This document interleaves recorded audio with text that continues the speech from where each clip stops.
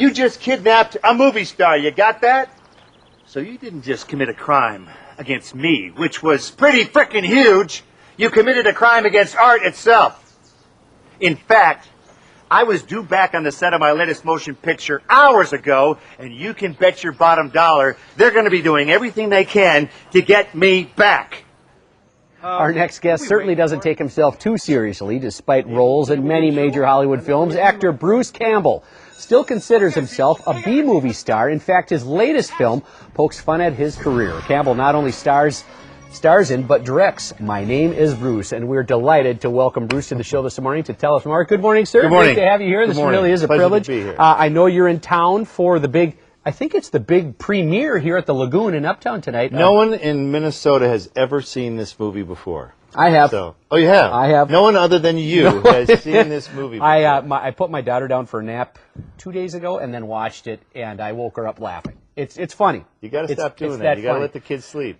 Well, tell us about My Name is This is a very serious movie, as you can tell. It's great. It's more serious than The Changeling. No. Well, everyone knows, you can Bruce. Believe that. You made, you made your name for yourself doing the B-list slasher movies, Evil Sure. Dead. Classics. Actually, Army of Darkness is on American Movie Classics now. So you've got Ben-Hur, Army of Darkness. I don't know how that works exactly. How do you look at that and keep a straight face? Although not to take anything away from the genre of the slasher film and everything, I guess entertainment's entertainment. Entertainment it is.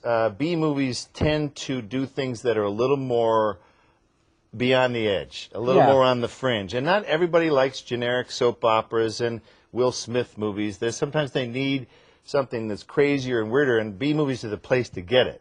And the funny thing is, A movies now are B movies. I saw your interview last night. I went and looked at your interview with Craig Ferguson, and you make a lot of sense when you say this. It does make a lot of sense because you mentioned that look at what Hollywood's doing now. The garbage they're putting out. They're doing Dukes of Hazzard. Well, regurgitating stuff. I think that the A movies can't really cast aspersions on B movies anymore because they're stealing all of the B movie ideas. Yeah. If you get bitten by a radioactive spider, that's a B movie. Yes, if you dress up like a bat and fly around a city called Gotham, sorry folks, that's a B movie. Well, it always will be. And it just depends on how much money or how many zeros they're just throwing a lot of money budget. at it, and I think that we are more fiscally responsible in the B movie world because we don't blow $50, $100, $200 million on a movie. My opening weekends, I don't have to do $40 million. I have to do $40.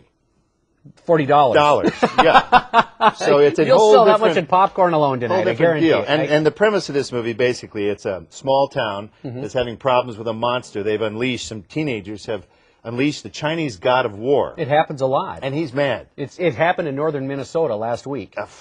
I'm glad I'm leaving. And so a fan, an Evil Dead kind of fan, he comes up with a brilliant idea. Well, let's just kidnap Bruce Campbell. He's fought monsters. He'll fight this monster for us. And it turns out to be, the worst idea ever. You know what? And you make fun of yourself in the movie, and I know you don't live in an Airstream trailer. No, mine is much bigger than in the movie. You're very. I mean, you got a great life. You really did it right. You went to Hollywood, did it your way. Your good friend Sam Raimi, who you met in high school. I mean, he started with you, but he kind of broke away and went mainstream. But you guys are still close. Oh yeah, no. I've had pivotal roles in all the Spider-Man movies, and they can't really make them without me now. It's a contractual thing. It's almost better to have a friend that goes. I mean, because you're still true to yourself. No, but it's pretty fun to watch my friend, who we went to high school with, make these huge movies, and I can sort of show up and sneak around and go, "Wow, you're spending a lot of money." I should have told our producers to put, because you were in Fargo.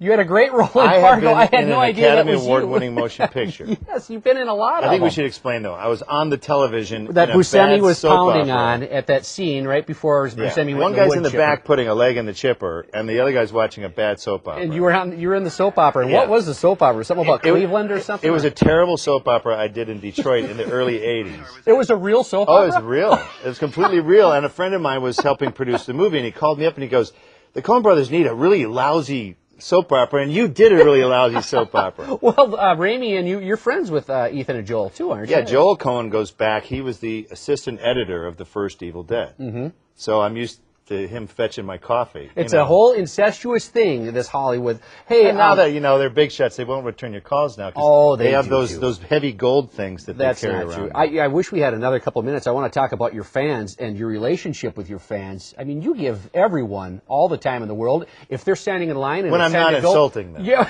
but still, I mean, it's a very lovable relationship. It is because look, they're my clients. Yeah, they support what I do. So I don't need to keep some strange distance because it'll just create more questions than answers.